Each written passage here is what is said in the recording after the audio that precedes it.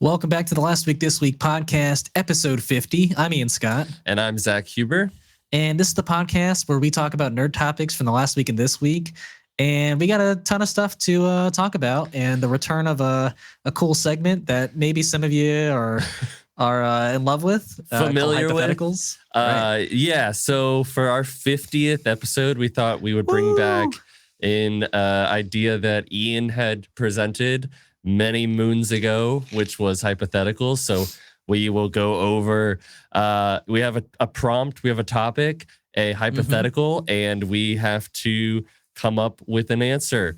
And I think this one's pretty interesting, so stick around for that one. Because our creative juice is flowing. You know? Exactly. And we're going to talk about two trailers.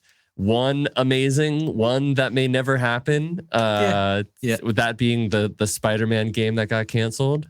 We're also going to talk, like usual, a bunch of Marvel shit. So we got Shang-Chi 2 updates. We have the future movies that may also never be. And we are also going to talk about Patty Jenkins and her Rogue Squadron movie that also, who knows if that'll ever happen, but maybe we're getting somewhere. Maybe. And lastly, Greta Gerwig, who made Barbie, Lady Bird. She is in pre-production of her Narnia movies. So if you're interested in any of those, there's time codes that you can go jump to. But we are going to start with the Fallout trailer, which... It's a little old now, but it's so good. It is. Oh my God. So for anybody who doesn't know what Fallout is a video game. It started off as a PC game. Now it's made its way into consoles ever since 2008 when Fallout 3 came out. And pretty much ever since, besides maybe Fallout 76, depending on who you talk to, it's just been an amazing franchise and amazing world. And it's basically, imagine 1950s America, but they never, and it's, and the aesthetic of 1950s America with, if atomic and nuclear energy had been properly harnessed and used for good for a certain amount of time. So there's all these advances, but we're still kind of in the 50s. We never really moved past that. A war happens, nuclear fallout happens, hence the title. And then we are hundreds of years in the future. And we have people who were wealthy enough or lucky enough to stay down in these vaults and live there, either frozen cryogenically, or these are the offspring of many, many generations. Right. And they more likely that than the cryogenics, but yeah. And they come out hundreds of years later into this nuclear wasteland if they choose to. And but you always kind of choose to when you're well, yeah, if you're the main character, right? Yeah. And it's a hilarious and dark and amazing world. And basically, I mean, I'm in love with it. It's probably my favorite video game franchise. And, I was really excited when the first trailer came out. But this one, I texted you. I texted our friend Ryan, who also is like the next closest, Fallout fan, I should say. Sorry. Yeah, he would potentially may know more than I do. And he would know more than both of us combined, I'm sure. Yeah. But regardless, I think that this trailer smashed it.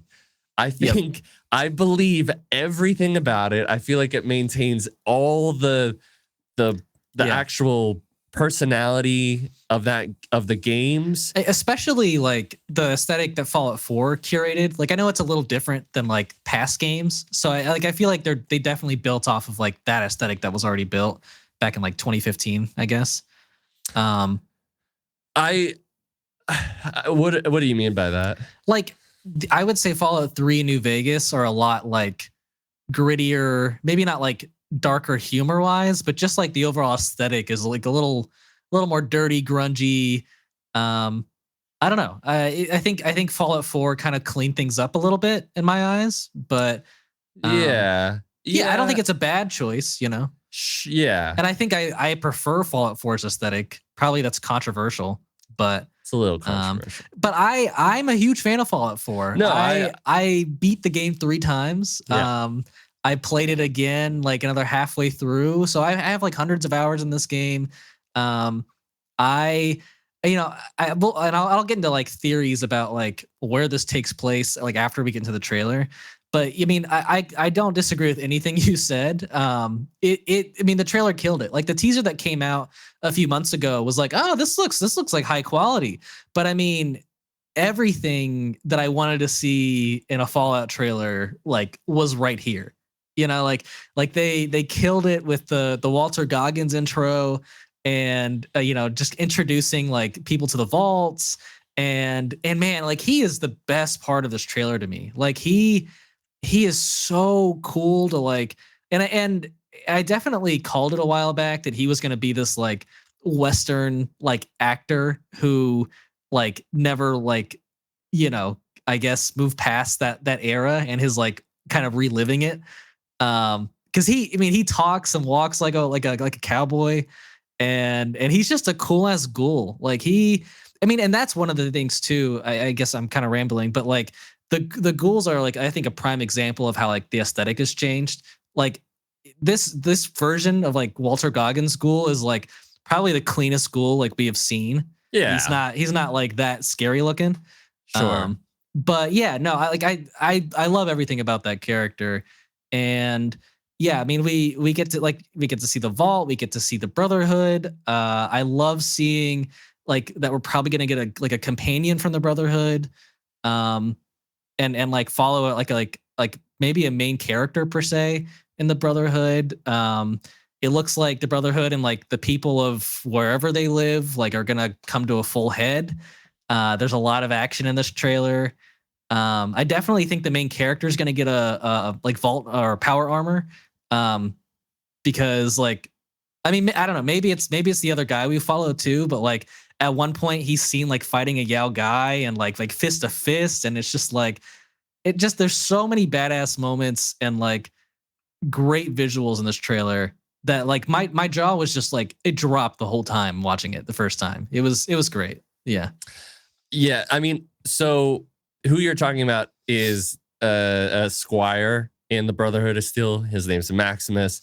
I can almost guarantee you he does get power armor because they're selling actual figurines of him in the power armor suit. I guess I assumed that like the main woman would get like her own set. I hope not. Well, that's just usually how like, you know, Fallout goes. Like you get your own power armor, you know? Well, no, not necessarily. You can choose to kill a Brotherhood of Steel and take their power armor if you want. It depends on the road that you go down. Especially in Fallout 4, they're just lying everywhere. So yeah, yes, but like I wouldn't hate it, but I think like maybe keep at least for the show at the moment, keep it like the Brotherhood of Steel are the ones with the power armor. This main character like kind of makes their own way. Fan of that because I feel like. I mean, yeah, and power armor isn't like original to them, I don't think, right? But to the Brotherhood of Steel? Yeah, right? Because I thought they had used power armor maybe like at the start of the war. Well, yeah, it was like military stuff. So yeah, I mean, I don't know, like it could just be like super old power armor from like the start of the war. So yeah, it probably wouldn't be in the best condition. Probably be rusted as hell, but that'd be cool to see. Maybe they both have power armor. I don't know. Yeah. But what you were saying with Walter Goggins, I don't know if he's actually going to be that guy that we see talking to the camera. Like, I don't know if that was just like a thing for the trailer. No, I mean, like, he's... Well, I know. There's clearly flashbacks where he's an actor. No, right. I know. I understand that. But, like, we'll see. Like, part of it was a little, like, tongue-in-cheek. Because here's the thing. This trailer did things that the old Fallout trailers used to do a lot of, which was it would be like it was tongue in cheek, but there would be things that it would happen in the trailer that wouldn't actually happen. And I could see him being that actual character, but his character is literally talking about the vaults. And I'm just curious if that's like just like a fun thing that they did, because I wouldn't, because like if you, I mean, to me, it seems so plausible that like he would do it, because like, why wouldn't they just hire an actor to like promote the vaults? Like they want to get people in the vaults. I'm just saying, I don't know. I'm not saying that it's not. I'm like, I can see it. I don't know. But I like, because I wouldn't care, honestly. Like if that wasn't actually him, like that wasn't the actual ghoul character, like I would be down. And I know we see him in flashbacks, so it might be, but I don't know. But I still think like, all the creatures, like the rad roaches. I mean, the Mr. Handy throwback to like, I'm just gonna harvest all your organs. I love that every character, like she even says it, like every person she's met has tried to kill her. And I'm like, that is the world of Fallout that I want. I love all the fish out of water scenes where it's like the first old lady she talks to is like, holy shit, I thought you all were dead. You know, it's just like, which is pretty much when you run into a Wastelander, you know, they're like, you guys are fucking real. right. I thought, you know, like, so I love that. When I was talking to our friend, I was saying, you know, and they commented too, because they've been kind of, you know, Ryan's been kind of, you know, hesitant about, you know, properties like this and shows that go into that.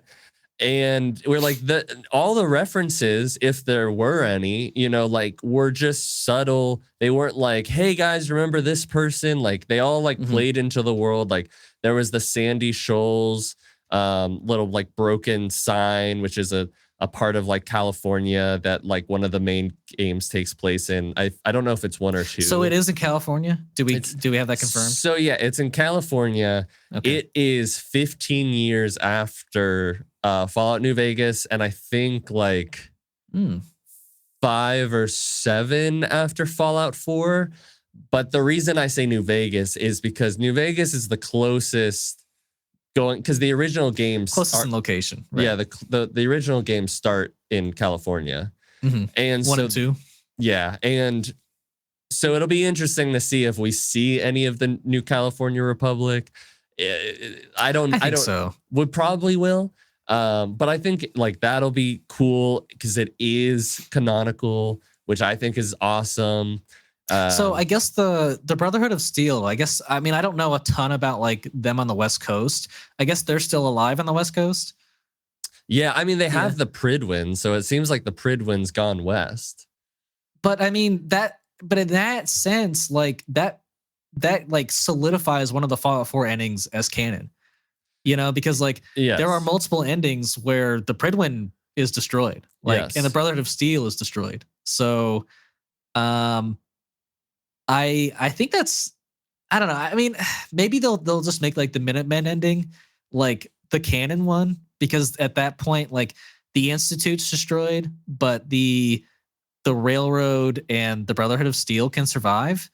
So I don't know. Yeah, I mean, I've always just liked the Railroad ending where you destroy, the Brotherhood and the Institute. But that's just me. Yeah. So kind of a bummer there. I was kind of hoping like, maybe this is in between. Unless there's multiple Pridwins, I don't know. But like, that's the one, right? This is the furthest in the future. Yeah. It'll be. I like that. Yeah. Yeah. So I know we didn't get a look at them, but I cannot wait to see some super mutants. I can't wait to see some Death Claws. I'm really waiting for like, there's always one like big city in these games, and I really want to see like what they've created as like the hub of the city they're in. That's always one of my favorite parts of exploring. So I can't wait for that. Let's see if I can. It's in Los Angeles, so. You think they're actually going to go to LA? Yeah. I mean, you know what? Maybe they'll do it. And I think that's super exciting because every big town in quotation marks is like, it's pretty small in comparison to like any city. It's not, you know. Well, here's the thing, like, because when we say that, and I know for anybody who's listening to this, like, we're just kind of ranting at this point, but and we're just talking about a game at this point. But Right. in relation to the show, yes, like Fallout 3, we're in DC, but the main place that you go to most of the time is Megaton, correct? Okay. So when we go to when we're in New Vegas, there is the actual New Vegas, but the rest of the strip is completely demolished. When we go to Fallout 4, we're in so yeah, the maybe Boston Stadium. they make it one section. So of yeah, LA. I think I hope that's the case. Yeah, it's got to be. It's not going to be like the whole city. I hope they go bigger than like Diamond City. Because even that felt small.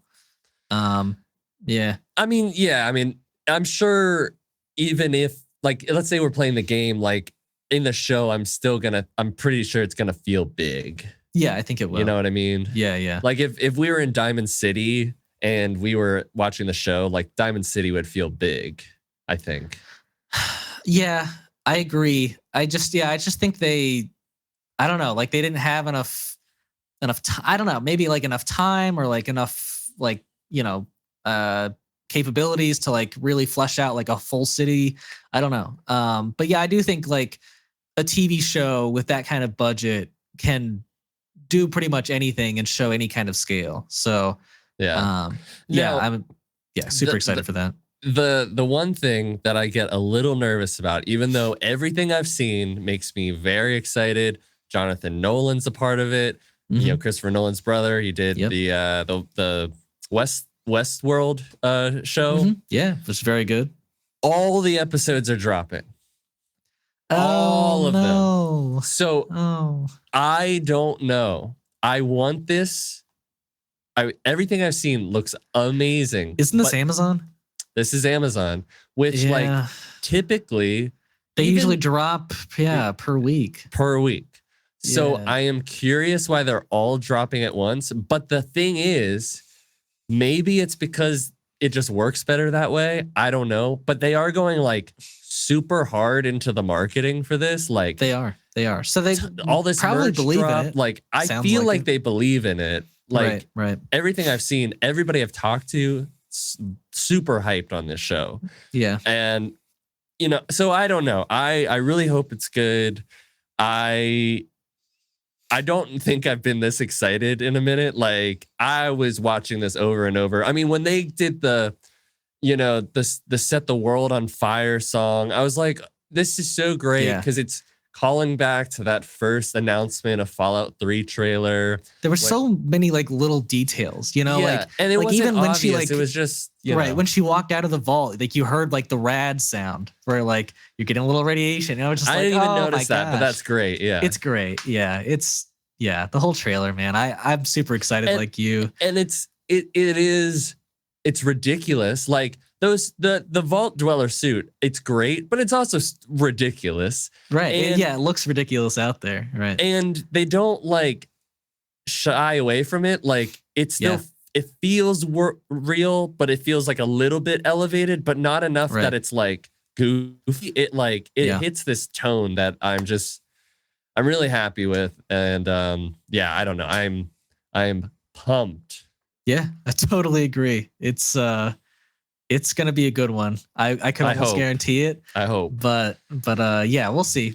Amazon usually puts out, I will say the stuff I've seen from Amazon is usually good quality. I mean, like everything I've seen from Amazon, minus maybe Rings of Power, which was so I still haven't seen. Right. But it's still I've seen at least 3 shows on it. Boys, Invincible, Reacher for me. Even Wheel of Time, which maybe people didn't love the first season. Like I hear the second season's good. I like the first season. Everything I've seen from fucking Amazon's been like pretty quality. So I'm hoping that this is, the same. I think it will be. Yeah. But yeah, I say we move on to the next trailer here. Sure. So we got, this was I guess a few weeks to maybe a month ago that we got the announcement that like there was an Insomniac like hack kind of like breach and like a ton of stuff got leaked. And like, this was one of the things that, not the trailer, but the information on it.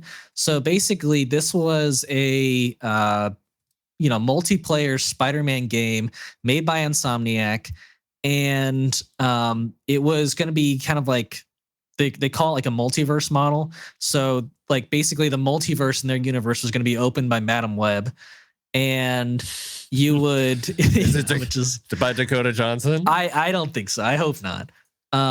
Does Dakota Johnson make a cameo? But well, what's funny is that does she talk about how her mom did some research in the Amazon right before her mom died? Yeah. But yeah, no, like the original leak like had it as like Scarlet Witch was going to open the portal. Oh yeah, yeah. And then like pictures came out, and everyone's like, "That's Madam Web." And so yeah, apparently the person just for some reason thought Madam Web looked enough like Scarlet Witch.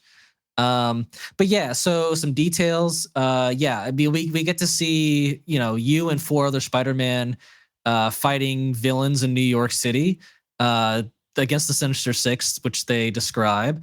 The trailer's narrated by Yuri Lowenthal, who voices Spider-Man, and so you get to basically kind of customize your own Spider-Man and play with like a diverse range of Spider-Man. Like they included Gwen Stacy in there, and I think like Ben Reilly. Sure, maybe, yeah, I think probably. So yeah, I think there's a lot of conspiracy around this leak at the moment. One being that they maybe purposely leaked it to get some interest in it, to maybe like restart like development on it, because this is one of the games that are canceled for Insomniac right now. Now I think the trailer isn't like the most exciting thing, but it is like it does show us the concept, the base concept of this game, and I don't know. I think it is a missed opportunity, but I don't feel like they got like super far into development with like what we saw. I don't know if you kind of feel the same. I mean, it feels like those character designs, and like even though I think we weren't seeing a whole lot of how like the game would actually play, like I feel like it felt like there was a good amount of development. I don't know, because I don't really pay too much attention to like, I guess for I me, wouldn't know when a game is necessarily like super far in development and not. So like for me, it just felt like I was seeing a lot of the same assets that we had already seen in previous games. Yeah. And I just felt like, well, maybe they would do something like a little different, so we're not just like playing the same game we've been playing for like years with our friends at this point. And I guess this would be the thing, is like, are you playing only with NPC characters, or could you potentially play with your friends? It would be with friends, I'm pretty sure. Well, maybe I think that's the added thing. That's the what if, because you can't play like Spider-Man 2 with a friend. So. Yeah, I feel that. I don't know. I think the 5 Spider-Man like aspect is interesting, because like I don't think I really ever see many games like go to 5 players instead of like 4 or more, or like an even number or whatever. And then like for a multiverse, you would assume that you would just have like servers, and then you would log onto a server and you would see hundreds of other Spider-Man, because it's like the multiverse. But if you're just playing with like 4 other Spider-Man, it feels a little underwhelming in a sense. I guess my takeaway from it is similar to Across the Spider-Verse. Mm-hmm. Spoiler alert. Like they're maybe synced up. Like that's your Spider Task Force, Spider Squad. X, that's your Spider Squad. Uh-huh. And you're all on a mission, and you all collectively like are synced up so that you go to the, or whatever, however they want to do it. Like I guess, be down for like a Spider Squad in a sense. That makes sense. I feel like the idea of seeing hundreds of Spider-Men just like online flipping through the streets, like maybe it could be fun, but it kind of sounds a little too chaotic. Sure, it's a little chaotic. So the idea of like having your squad go on like a mission, and it's almost like a kind of like raids, or just like, like it's appealing, you know, and I now what you were saying about did they leak this to generate interest? Mhm. I mean, that's what Ryan Reynolds did for Deadpool. Yeah. Yeah, exactly. And So maybe, hopefully it happens, you know, like similarly yeah. to I hope In a here's the thing. sense, I feel like there's been a lot of leaks of things recently. Like there's hackers this, are getting good. Batman Beyond, you know, Mhm. concept art was coming out, Yeah. and I would worry that like it was like a novel thing when it happened with Ryan Reynolds and Deadpool. Mhm. And people were like, there weren't leaks necessarily that way before, but now they're happening Right. all the time. Maybe they won't have the thing to get it like the general interest. Maybe it will. I mean, Yeah. as much as people like were upset about Coyote versus Acme, like now, granted, like they're still in negotiations, which is cool. So it's kind of working, but it's also like nobody's still buying it. So Right. Right. is it going to be enough to get this game to actually happen? I don't know. A game takes a lot longer than a movie. Well, that's the thing is like, do I even want this to happen in a sense? Because the other two games they're working on, which I would want more, are the Wolverine game and Spider-Man 3. And Spider-Man 2 like took 5 years to make technically, and it it still felt like rushed. So I don't know, like maybe this is a good thing that they scaled back like what Insomniac is working on and they can focus more into those two projects. I don't know. I mean, maybe I'm giving them less credit than they deserve because they do put out a good amount of games. But yeah, I just felt like Spider-Man 2 needed more time. Mm. And yeah, if that means canceling this strengthens the other two, then I could be fine with that. I could. I think this particular type of game like makes me think of games like Arkham Origins, makes me think of Fallout 76. And it's this like Arkham Origins maybe is not the best like thing to say, but like definitely 76, where it's a traditional game that is story RPG. They feel not maybe feel, but they then try to take it into an online space. Right. And it's almost like a rush to make it happen where it wasn't Right. intentionally supposed to be like that. But also like the core gameplay's changed, you know, like it's not really like Fallout 76, there weren't people in the world. You were only interacting with other online people. And with this, I feel like you would also lose like that cinematic aspect. You know, like a lot of the missions are very like I don't know, like there's cut scenes that are like movie-esque and you get a lot of like cool mission set pieces. And I don't know if you would have that kind of stuff in an online game. Right. I mean, I feel like the closest you could get to it is the way that I think they used to do it for online PC games. Maybe they still do it. I don't know. I haven't gamed like on a PC in forever. But you would get to like, you would go with your group or you would go to this part of the world and then the cutscene would happen. But it's not like a cutscene of your characters. It's just like a cutscene of events happening. You know what I mean? Right. So, like in GTA Online, like the cutscenes that were there were all like you were all like listening to the contact like speak, and you would be nodding because your characters didn't have voice lines, and then that would be it. You know, and you'd be like, okay, cool, cool. Yeah. So yeah. So I hear you. Would I want this to actually happen? Only if it actually like it felt like it was good. Right. Which like you never really know all the time. I mean, sometimes you know. Sometimes you look at Madam Web and you go, I shouldn't have put that out.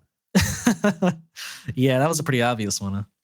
But yeah, I agree. I think there was a good chance for this to be good, but also like equally maybe to be bad. So I don't think it's like the hugest loss. Like I think they had a lot of potential, but I'm okay with it kind of falling to the wayside. Also, I think it sets up a lot for disappointment.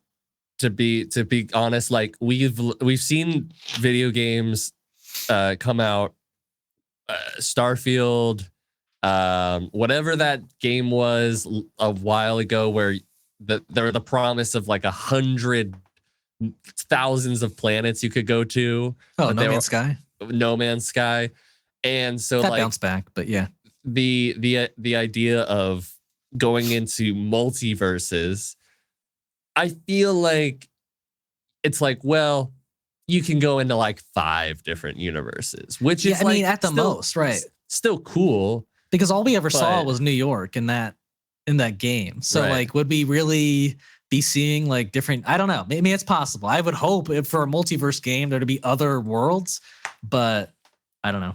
Maybe. I don't know. Yeah.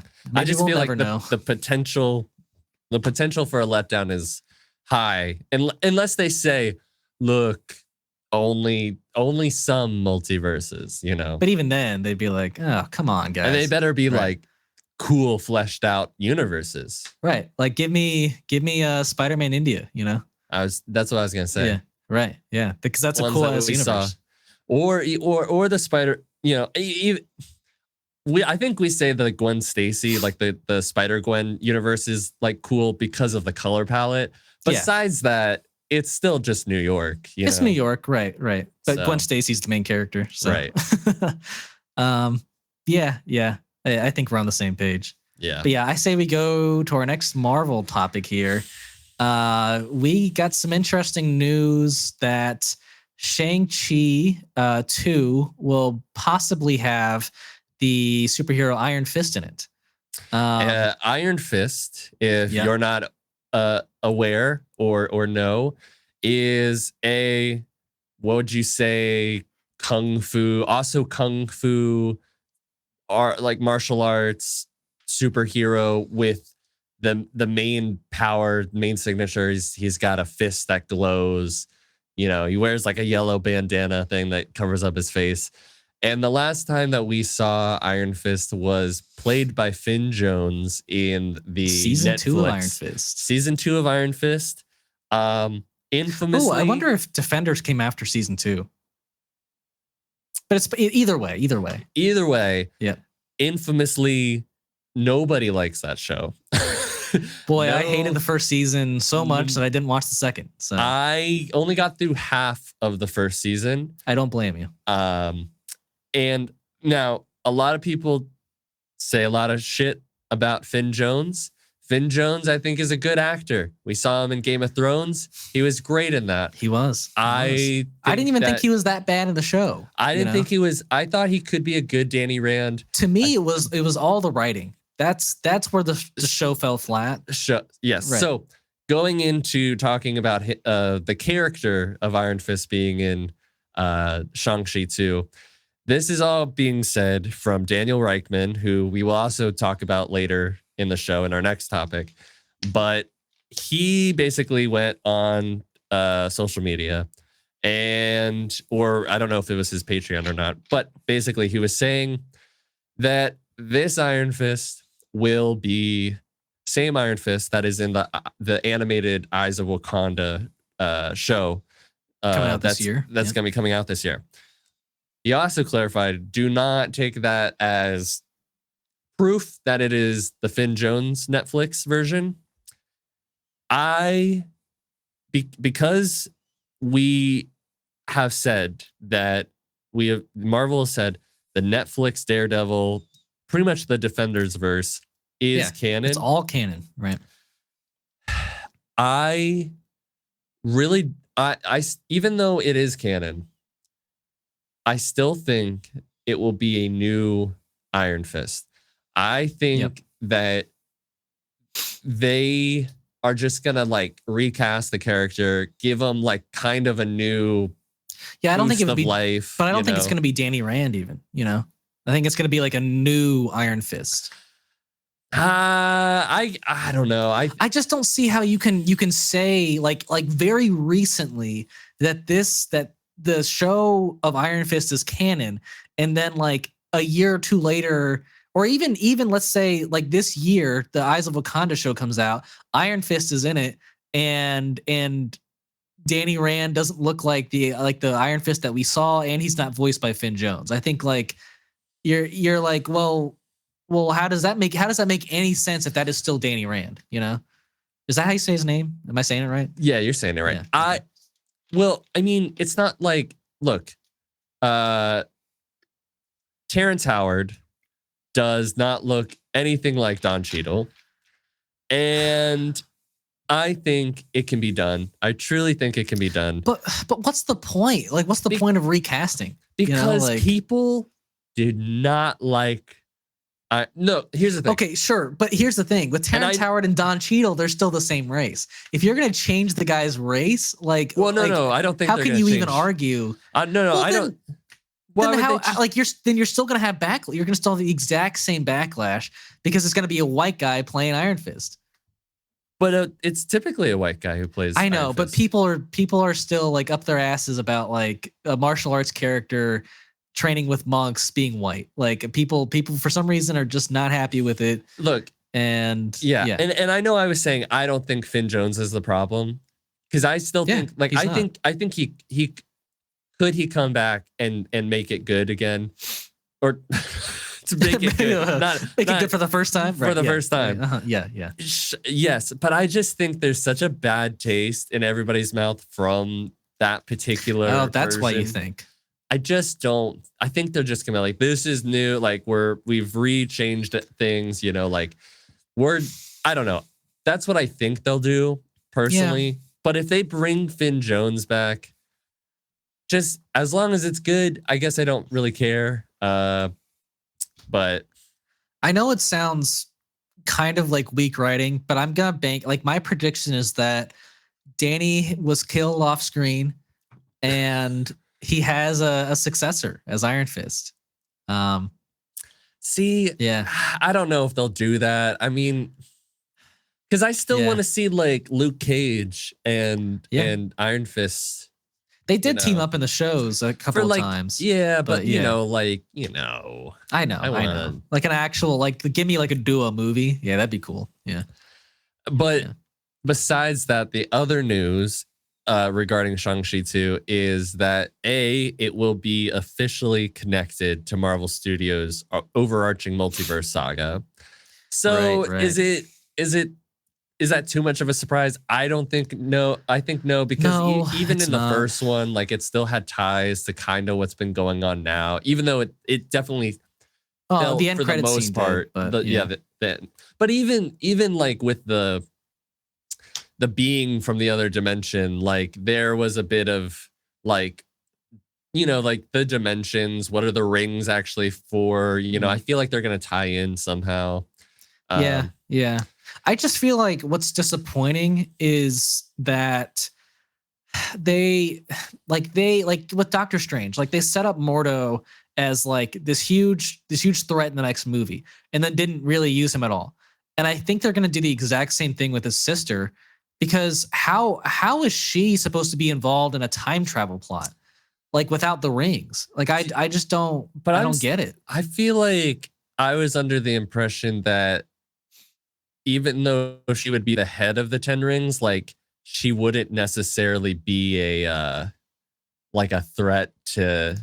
No, I mean that whole end credit scene set up her as the next threat. I don't know. I mean, she had a whole menacing ass vibe. I guess maybe, I don't know. Maybe it would happen, but going along with that, the sequel would also feature time travel. So there's that, right, which is why I'm saying I don't think she would be involved in a time travel plot. But and then it is potentially called Shang-Chi and the Wreckage of Time. Granted, this is all coming from Daniel Reichman, right. One source. Let's see. It also says release as part of Phase 4. Oh, okay. That's just talking about his the original movie. Yeah, right. But yeah, I would say I hope his sister, like you said, like I hope his sister would be a part of it somehow. I'm sure you could try to bring like maybe she's a threat at the beginning of the movie. She gets sucked into whatever this, time travel multiverse shit is. I don't know, but I agree with you. Like I don't they just keep adapting. Yeah. Sorry. Right. Like they just keep adapting like I don't know what was so great about like certain sequels in the MCU, and it's not done a lot, but like they are sometimes like direct sequels to their first movie. And what like a lot of the like weaker trilogies or like franchises have done is just make them like their own individual stories. And I think they're worse for it. And I think to fit this mold of the multiverse and time travel and all that crap, like they're just like, oh well, Shang-Chi's story has to fit this theme. And I don't think they're paying attention to who the character truly is. Like, I don't know. I don't think I ever would have picked Shang-Chi for a time travel plot. Yeah, exactly. Yeah. I don't know. No, I'm right there with you. Like, could it be done in a way that it feels like it works? I'm sure there's in some universe, Right. some way there is. But for the most part, like when you think of Shang-Chi, you think of martial arts, you think of some badass fight scenes, you think of like ninjas, like they're, like I don't think of time travel. I think No. shoehorning in what it feels like, shoehorning in this overarching Marvel, storyline. Yep. Is what will make it, looking back, a weaker movie. And I know I'm saying this all before, like, this is just one source and it's not even out and we don't see anything. But I feel like is the making of making something like retroactively worse. Like, because we might be like, oh, we're so excited to see where all this multiverse shit is going.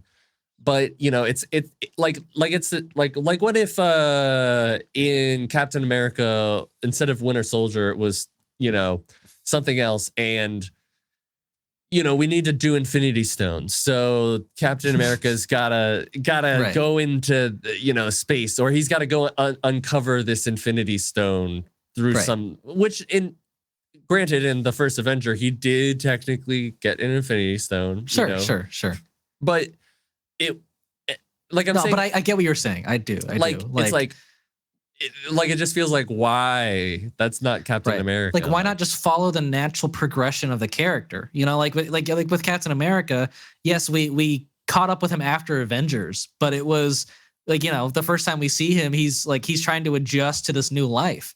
And he's going on runs, and we meet Falcon, and I don't know. I just think that is such an underrated aspect of like a trilogy, and I think they're just forgetting about it. They're just like, yeah, let's just make this movie and make it how we want to fit our mold. And yeah, I think that's a huge shame. I hope that it's not, some parts of this aren't true.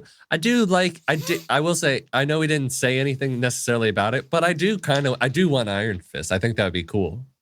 I agree. I think it would be cool. And I think it'd be pretty cool if Finn Jones was the Iron Fist. That's all. I mean, that's just me. But yeah, no, I think combining two, or not combining, but pairing two characters together, I think usually works out for the best. I think it's a fun time. It's a good, enjoyable adventure most of the time. So, just like Hulk and Thor, I think this could be another great pairing. Agreed. Yeah. But if they keep it to like a real martial arts story, like keep it authentic to them. That's all I'm gonna say. Yeah. Also, like, I gotta believe that Shang-Chi and the Wreckage of Time, that better not be the title. It's so bad. That can't be the title. Yeah, it's terrible. You know what I mean? Like, yeah. Like, for some reason, Multiverse of Madness, I was like, ooh, yes, Multiverse of Madness. But it is because it was called Doctor Strange. Right. But But the Wreckage of Time? Like, I mean, even Thor Love and Thunder, I was like, yeah. Like, I liked that title. Too bad me too. The movie, I thought it was badass. Like, yeah, but. No, yeah, it kind of sucked, right? Well, we got some more Marvel news about some more sequels. Basically from the same guy here, Daniel Reichman. He also announced that reportedly Disney wants to focus on like basically confirmed like hit movies, and so basically these these ones that aren't going to be confirmed hits, like Ant-Man 3, Ant-Man 4 and Captain Marvel 3 are pretty much confirmed not happening at this point. And so Bob Iger and Kevin Feige are both kind of fighting for control here, it feels like, where this is the worst part, folks. Right. Basically, yeah. So Kevin Feige wants Eternals 2 to happen, but Bob Iger thinks it's like a confirmed flop. No. Which I could see why he thinks that. I could. It didn't get the greatest reviews. I don't think it had the greatest of box offices originally. Granted, it was during the pandemic. Okay. It was, but that was fall of 2021. You know, like I agree. Like it's still the pandemic, but it's like the very end. You know, like most people have their vaccines at that point. I don't know. It was still pretty rough. It was still pretty rough. No, I feel you.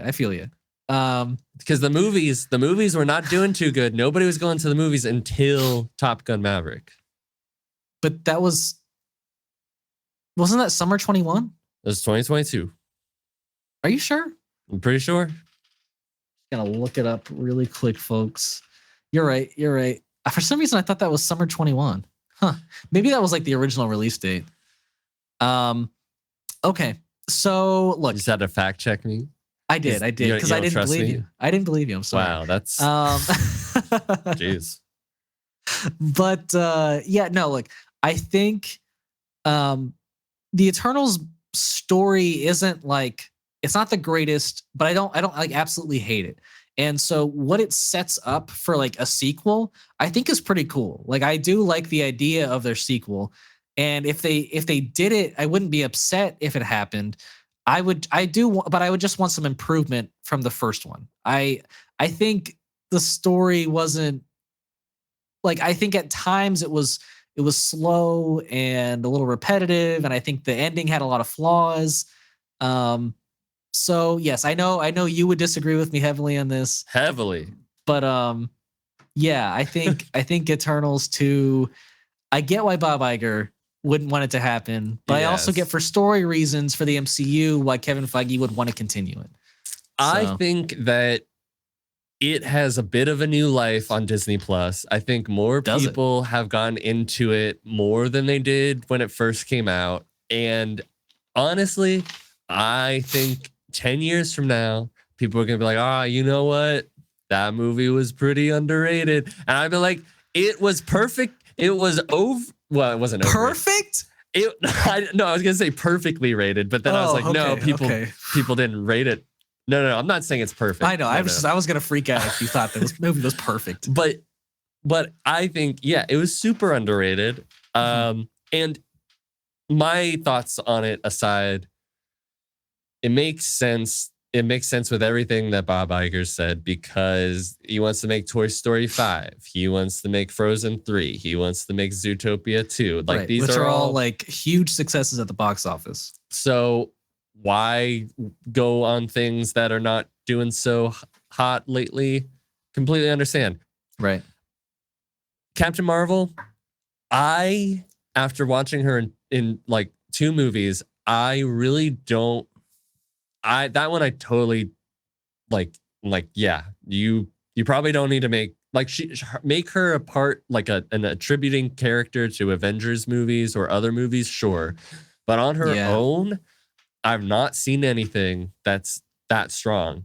Now, granted, like the first 2 Thor movies, and then we get to Ragnarok, like it could have that trajectory, but like I don't know. But with Ant-Man 4, I mean, Ant-Man, I love Ant-Man. The first Ant-Man's one of my favorite Marvel movies. Yeah. I even kind of like the second one. Yeah, I think the second one's good too. I hate Quantumania, but I'm not too bummed about it, because at the end of the day, is there a whole lot more to do with Scott Lang's character? No. I was like, I didn't even know they were gonna do an Ant-Man 4, and I was like, why would you do that? Like the last one did not do go to the box office, and like, yeah, the story is clearly like wrapping up for Scott. Like, just put him in a couple more Avengers movies and finish the story like you finished Iron Man and Captain America's. You know, just write him off into the sunset. Yeah, because man, I just don't know where you go with his character at this point. I really don't either. Yeah. Eternals, I understand all the points that you made. I completely agree with, but I would say you would be doing such a disservice to the rest of the MCU if you completely stopped with the Eternal story. The Eternal story is way too big, and I feel like way too important to just be like, well, we're not going to talk about it anymore. Right. Like, you have a Celestial being like, I will come back for judgment, and nobody talks about the big fucking being in the sky saying, I'm going to judge you. Right. And then also the big statue, the big fucking hand and head in the ocean. Yeah. Like, some major shit happened in that movie. And I would like to see it continued. I would. And I like that movie a lot. I'm not going to say it's like bad or like terrible, but I would say it's pretty mid. We'll get into a whole debate. I will just say that movie was a big change in tone, in the way a Marvel movie could be, and I think that it is different. Yeah. It could, like, I think that if you want to Marvelify it, fine, but I still think that those characters in the events that happened are too big to just like leave alone. And that's why I think Kevin Feige's like, look, I get it, but it's not like and I understand why Bob wants to like be less risk averse, but where would they be if they didn't take a chance on something like Guardians of the Galaxy or even the first Antman? Guardians of the Galaxy was like a hit right off the bat, you know? And I get this came out in a pandemic, and maybe it would be different if it didn't come out in a pandemic. But Bob Iger just feels like this was never a successful property, so why keep making it? And I think like I'm talking less so about Eternals as I am to just like the rest of like what they want to put out. Okay. If they're just going to focus on like what's made hits, right? I don't know how well that's going to go, because like what necessarily is a hit besides Spider-Man, maybe Shang-Chi, you know, like they need to. They do need to take chances, but they just need to like focus on them, you know? Yeah. Like they're still putting out Thunderbolts, which I guess like some of the characters, you know, but like they're not headers. Like they were in movies that were successful, but they weren't like leading people, right? But at the same time, you have Black Widow. You have a ton of characters from Black Widow in that movie. Three characters, yeah. But they're still going forward with it. So I don't know. Yeah, look, I think there are going to be certain movies that I think like Feige thinks are like massively important to the timeline they're creating, and like I think Thunderbolts is one of them. Like I feel like he's like, well, we have to make this. This is like in our plans. It combines a bunch of people. It like finishes, or it fleshes out like Val, the character that we've been hinting at for a super long time. So yeah, like I think there are certain movies that Kevin Feige wants to be made. I hope like Bob Iger trusts him enough, but it doesn't seem like he does, considering how bad Phase 4 went and how disappointed he was in that. So, but I don't put that on Kevin Feige. I put that on Bob Chapek. Yeah, I don't know. Like I think I have to put some blame on Feige. Like I get Chapek wanted a lot to be made, but yeah, like I think there were like visions that Feige had for certain things that I don't think went like well at all. And I think I have to put that on him. But yes, the amount of crap that came out for Phase 4 and beginning of Phase 5, I got to put that on Chapek for sure. Yeah. But yeah, we'll see how this goes. I kind of hope they, that Iger kind of prevails in a sense. Like I do want certain movies to be made because they are important, but like I don't want them focusing on crap properties and crap characters. Yeah. You know, like Echo going forward. So Sure. yeah. Well, now is the great time for our hypothetical segment. Yeah. So I came up with a hypothetical segment this week. Basically, it's if you were to adapt any story, doesn't matter where you got it from, video games, books, whatever, into a movie or a television show, who would you cast? What would it be? Who would be directing? All that stuff. So, would you like to take the floor? Yeah. So this, I feel like this was a hard one because lately, if you would have asked me this maybe 5 years ago, I would probably have a bunch of things that I would say. But now, almost everything's been adapted. almost everything that I loved has been adapted. Halo's been adapted. Fallout's being adapted. A series of unfortunate events is being adapted. Like for the second time, right? You know, so like it's all been done. Right. But I will say, leaning towards something like Fallout, I don't know how you would do it, but I would really like a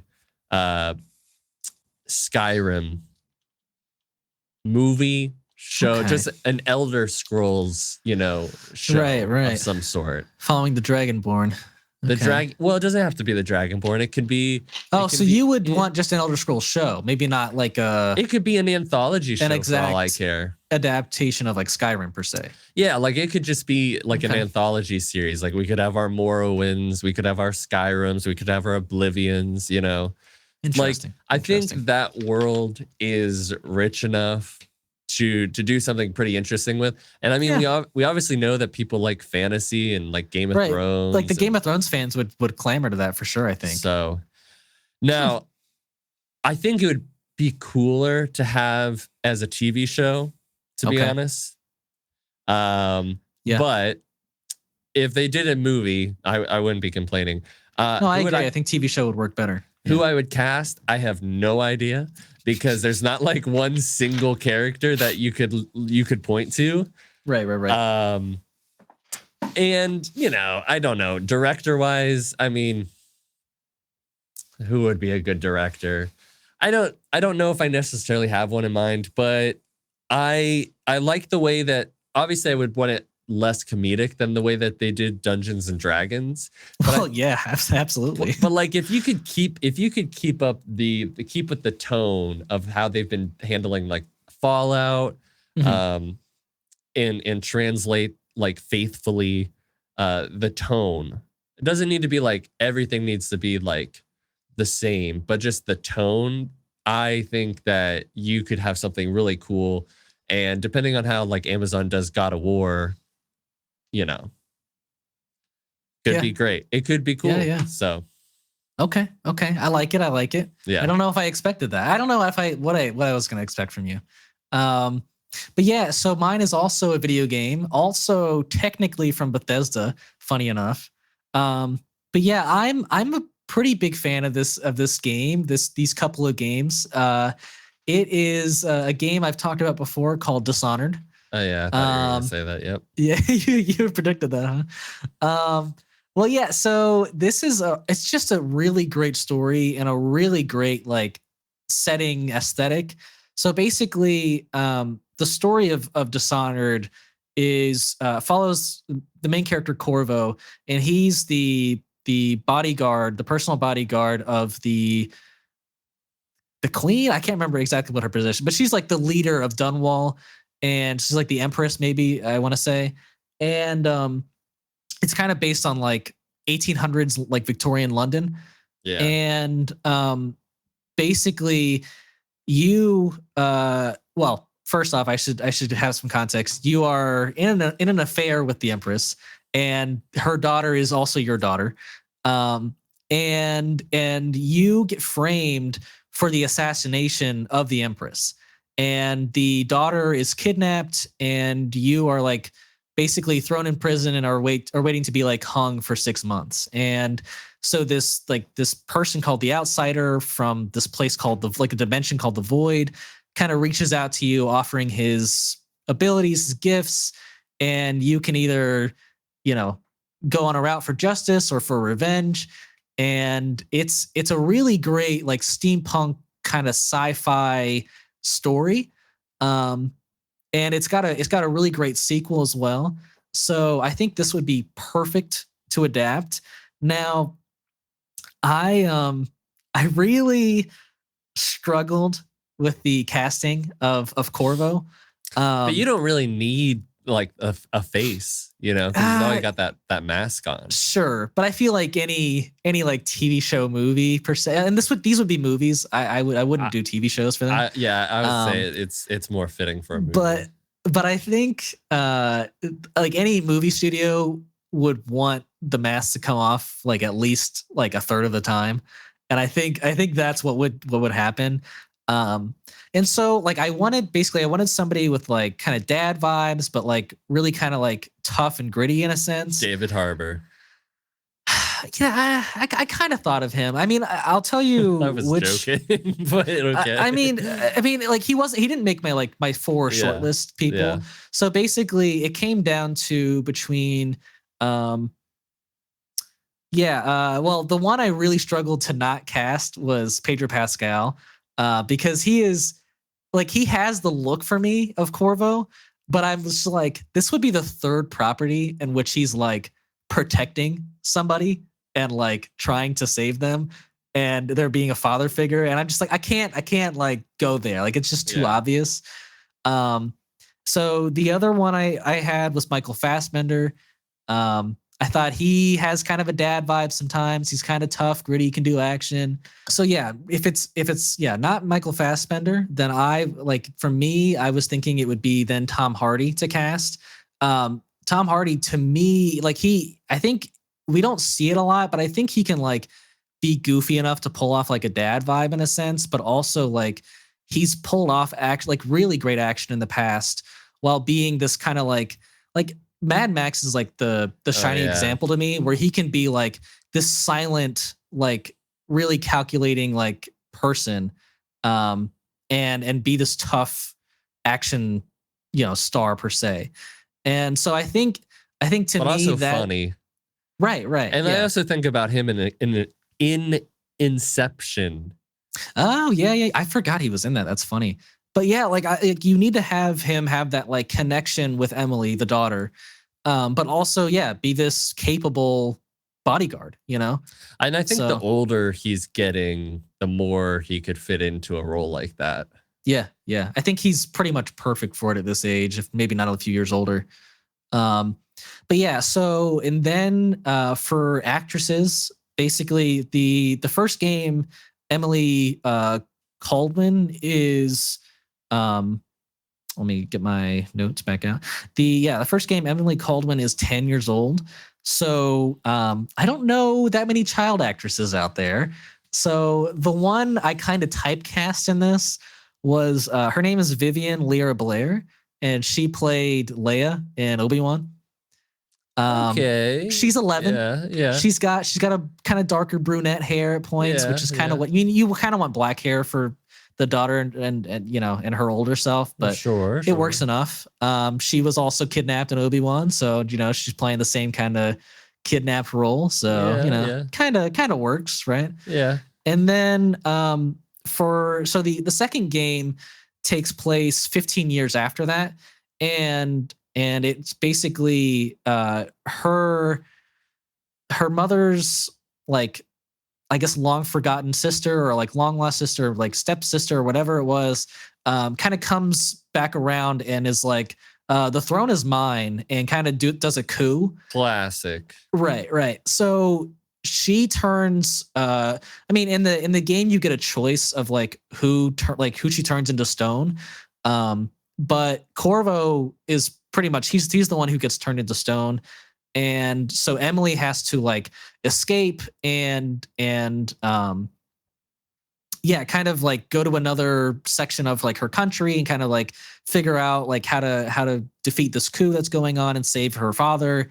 So yeah, I think that would be just as strong of a sequel. And I would, for me, I'd get Haley Steinfeld. I think she's got a pretty close look to what Emily Caldwin is, and I think she's like that exact age. I think she can do action. I think she's a pretty good actress. Like I really loved her in Bumblebee. So yeah, I think she would play a really good daughter like figure to Tom Hardy. So I'm pretty happy with those castings. What about Jenna Ortega or Ana de Armas? I would do Jenna Ortega. I don't mind that, but only if I were to do Pedro Pascal as the dad, because then like that kind of makes like a little more sense. Like if both Emily and the dad are like white, then like how did Jenna Ortega happen? What about Millie Bobby Brown? I think she's still a little too young looking for me at the moment. Okay. I think she needs to age a little bit for that. But yeah, I think I even struggled more with the director for this movie. Oh gosh. Because I just was like, what director can do like sci-fi like abilities, like a steampunk setting, like Victorian setting, with like really good action and a really good mystery. Denis Villeneuve. Well, so funny enough, Christopher Nolan. One of the first, I guess, things that came to mind for me was Steven Spielberg. No, but it was that episode of Sherlock that like it takes place in like 1800s Victorian London. Oh yeah. Because it's like a really dark, gritty, kind of London era, and like the first game of Dishonored, there's like this huge rat plague that's going throughout the city. So I feel like that would really tie in well. And there's like a whole mystery kind of plot, obviously, in Sherlock. But that director, his name is Douglas McKinnon. He's only done TV. And I want this to be a movie. I want it to feel like a movie. Yeah, but a lot of TV guys a lot of movies get, sure. Directors start off in TV. Sure. Well, maybe I'm not giving him enough credit, but I didn't choose him for that. I ended up going with Kenneth Branagh. I think that's how you pronounce his name. Branagh? Maybe that's how you pronounce his name. Yeah. But he was the director and star of Murder on the Orient Express. He also did the first Thor movie. Well, I'm just gonna look at Murder on the Orient Express because that's way more recent and way better. But it's a period piece. It's like some parts of Dunwall are really beautiful, and I think you kind of need to show that. And like Murder on the Orient Express was an absolutely beautiful movie, and like he wrote that movie, I'm pretty sure, as well. And it's like one of the best mysteries I've ever seen in a movie. So that is who I chose to direct my movie, and who I chose to star in Dishonored and Dishonored 2. So nice. Yeah. I think that took me quite a while to figure out, but no, yeah, I think I would love to see that movie. I don't think any of them are like the perfect choices to like act or direct in it, but I would be very happy to see those people do it. Yeah. Cool. Well, next on our list here, after hypotheticals, we are going to talk about Patty Jenkins. Patty Jenkins. Apparently, she was number one. Well, apparently she is saying that she has resumed work on her movie Rogue Squadron. Yeah. So Rogue Squadron, insanely surprising. Yeah. She was tapped to direct this. From what we understand, it was gonna be like think like Air Force, think Top Gun Maverick, but in Star Wars kind of group of X-Wing pilots. And there was this really great announcement video she did with like a real like life-size X-Wing pulling onto a tarmac, and she talks about how her family was in the Air Force and like this connection with her dad with it. And I was super pumped for it because I like Patty Jenkins. She obviously, people don't like Wonder Woman 84, but the first Wonder Woman, great movie. Yeah. And So that ended up being like, is it going to happen? Is it not going to happen? And for the most and I part, thought they had confirmed like last year that like Like, I it thought wasn't gonna Kathleen Kennedy confirmed it, right? I honestly, I can't remember at this point. I'm There's pretty been sure. so many But changes, but apparently after Wonder Woman 3 got, canned, considering where the DC universe is going, right? right before the writer's strike, I guess they signed a deal that she was to put in a, send in a script.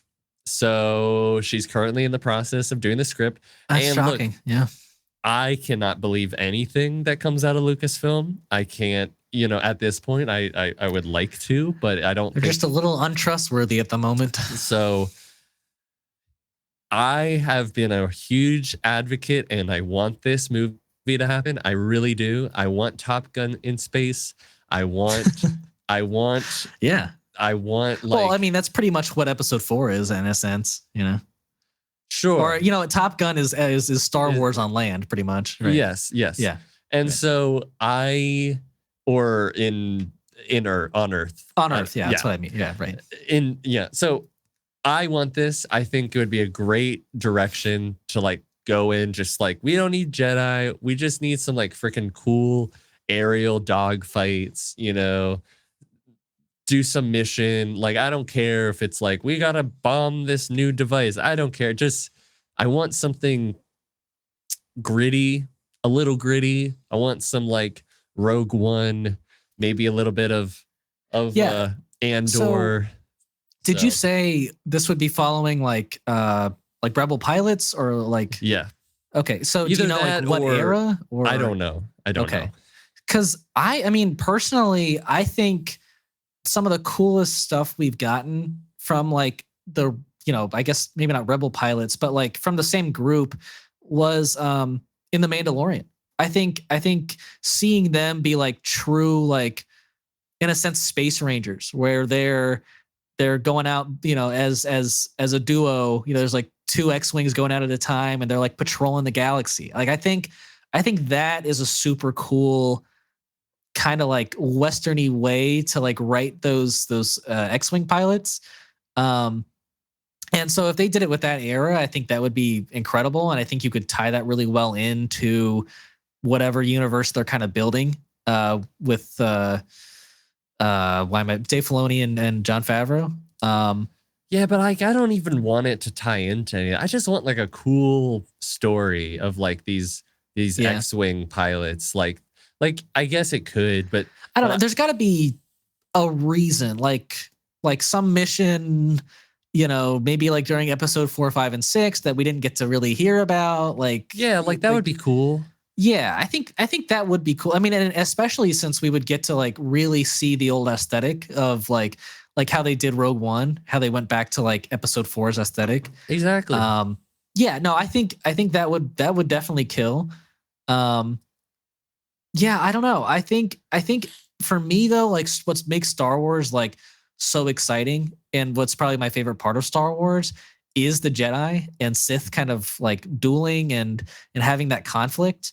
I mean, I'm definitely down for things outside of that, but it doesn't like maybe as like excite me as much as it excites you. But yeah, I mean, I could definitely be up for this kind of an action like Top Gun movie in space. That sounds dope as hell. Yeah. Yeah. I mean, yeah. So yeah, I hope it happens, but I'm not holding my breath.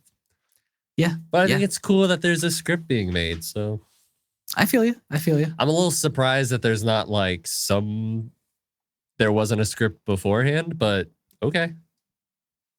Yeah. Why was there not a script beforehand? Maybe they didn't like it and asked her to like rewrite it. She had to have wrote something. Maybe it was just like there was a rough idea. And I don't know. I have no idea. Maybe. Well, I think lastly on our list here, after this is the announcement that Greta Gerwig has started like a pre-production on like early pre-production on the Chronicles of Narnia movie she's going to be working on for Netflix. Yeah. So she's going to be doing 2, I believe. So it's 2 movies. I think it's gotta be that she starts. I mean, I could be wrong, but I feel like it's gotta be that she starts with The Lion, the Witch, and the Wardrobe. I mean, how would you not start it with that? But I will say that if you wanted to, what comes out before it didn't come out publishing wise before. Right. But it takes place before that. Right. But it takes place before is a book called The Magician's Nephew. Yeah, And I have heard of that. when I had this big compilation book of all of the is it C.S. Lewis, right? I think so. All the Chronicle of Narnia books were compiled into this one big compendium that I got as a kid. Mm-hmm. And so I started reading that one. Do I understand what was happening? No, I don't know what was happening, but it was something to do with being a nephew and magic. And and I would like to revisit it, but you could go there and then you could I think that could turn people off though, in a sense. But like sure, potentially. I think people would want to start with like The Lion, the Witch, and the Wardrobe, and I think that's a pretty like magical, great first spot in the story. Right. So like most likely she will. I just wanted to throw that out there. Sure. I have a couple thoughts. I love The Lion, the Witch, and the Wardrobe. I remember even watching like the Prince Caspian kind of stuff, like the old Narnia movies that came out. Like, I forget when they came out, but I remember watching those and liking those even. So like I grew up with this stuff. And I think obviously I love Greta Gerwig. I love Lady Bird. I love Barbie. I think she's fantastic. I was thinking about it and I feel like she has the same trajectory that like a Christopher Nolan had, where she started off making these smaller movies. So her Memento is kind of like Lady Bird. And then she does a studio movie, something like how Christopher Nolan had to make Insomniac and a remake of that for Warner Brothers. And then she makes Pretty Women, or Little Women, sorry, not Pretty Women. And then they're like, okay, well, how about, what do you do with this big property called Batman? And then she does Barbie. And now this is the time where I would be like, okay, well, maybe she goes and does maybe start writing your own original stories. Right. But she's going to do Narnia. But, granted, I heard people mentioning like this will be like faithful, but it's a great new take on it. And I expect like nothing less from what she did after Barbie. Sure. So I don't know. I'm excited about it. I think it's been, how long has it been since that first movie, the 2000s movie came out? It's early. It was late 2000s, I think. Was it? So late? It's been, I think it's at least 15 years. I'm pretty sure. I'm not sure, but 2005. Wow. So it's been almost 20 years. Yeah. So I agree with you. I think I mean, for me, I actually watched these movies again. I think it was either last year or 2022. Might have been 2022. And I had such a good time watching them. I thought they held up very well, in a sense. Like I think if you're looking at like the Chronicles of Narnia as like this really great fantasy epic, I'm not sure it's necessarily that. I think it's more of like a growing up, like coming of age tale, right? And there's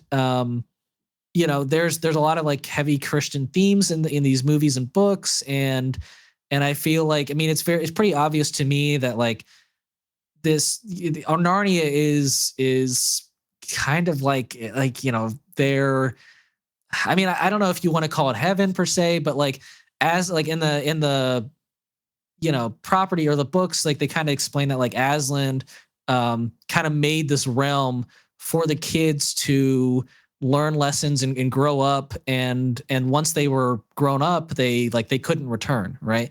And so I thought the trilogy had a really great progression of like, you had the older two kids and the younger two kids. And by the end of the second movie, like the older two kids couldn't return. And then in the third movie, it focused like the main characters were the younger siblings. And then they also brought in Will Poulter as like their cousin. And I thought like he had such an amazing role in that, like definitely like really made me feel for that character. And I would have loved to see like a fourth movie that followed like him as the main character per se. And so I think if she treats it as that in a sense, then I think it'll succeed in my eyes. Like that trilogy really like nails it and finishes out like the 4 original siblings arc.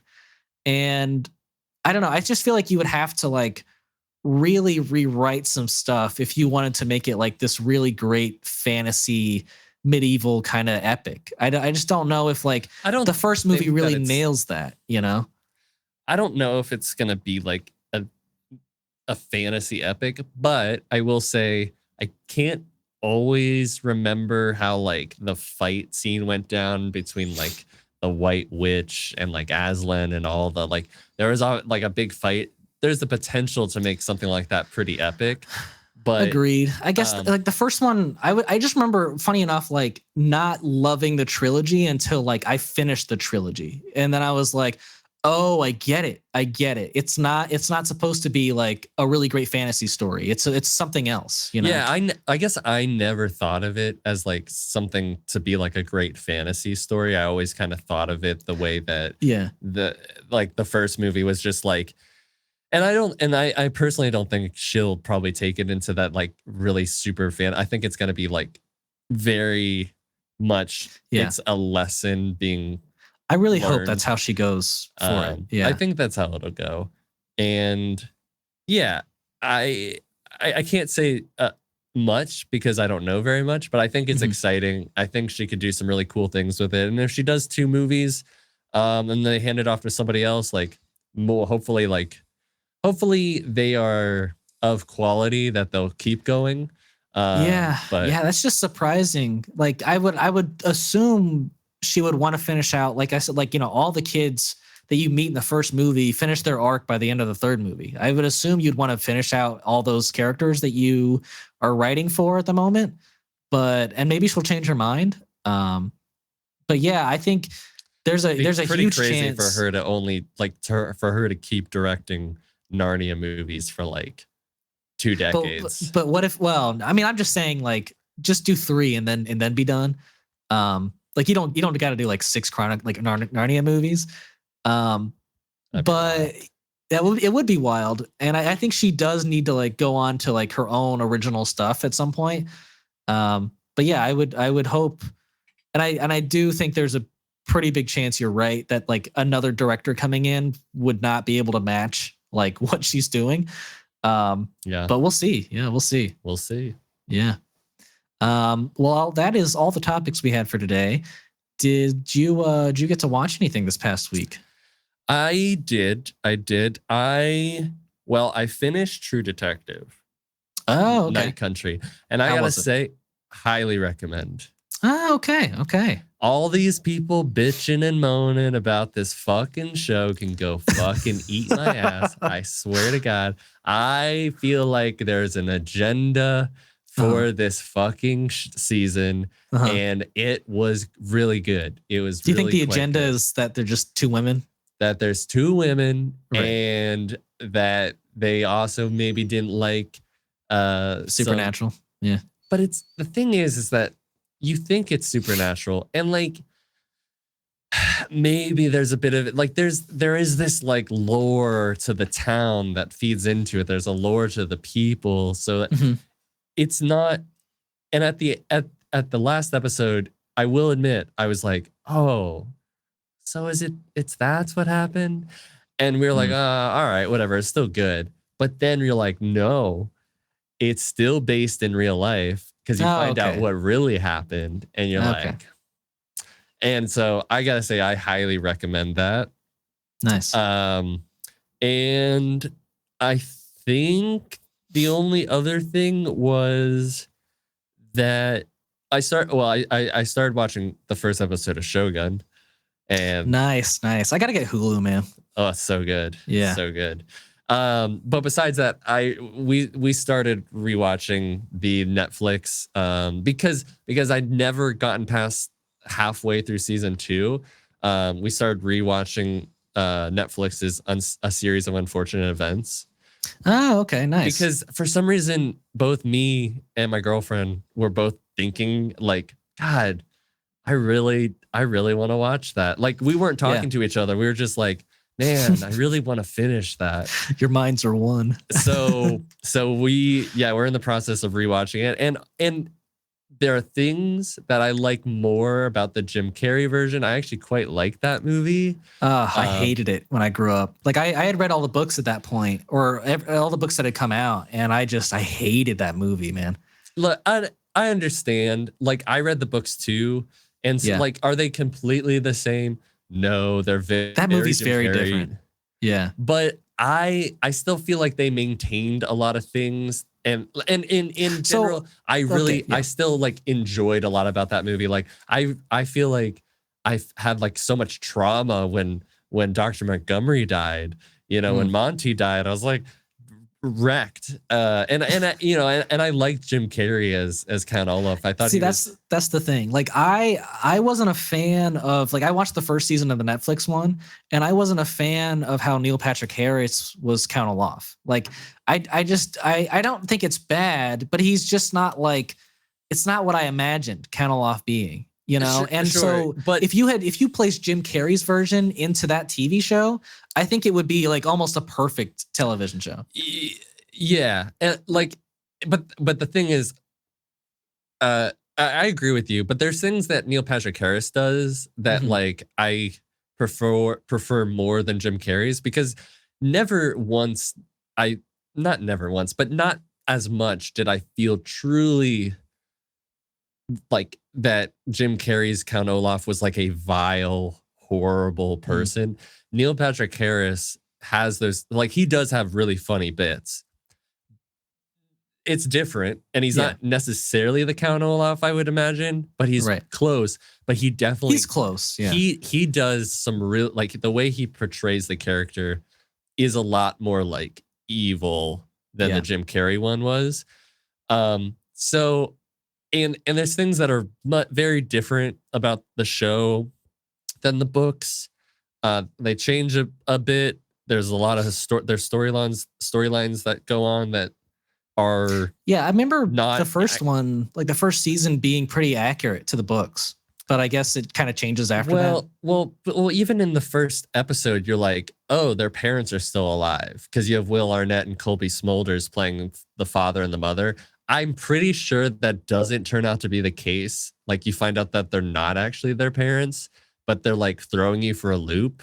And like you have this whole other plot line with like Mr. Poe's secretary is a part of the organization that's like looking after the kids, that like even like the way that the wedding theater thing goes down is like in a theater, not in like the backyard or whatever. So like there's changes, and it's fine. Like, you're supposed to adapt.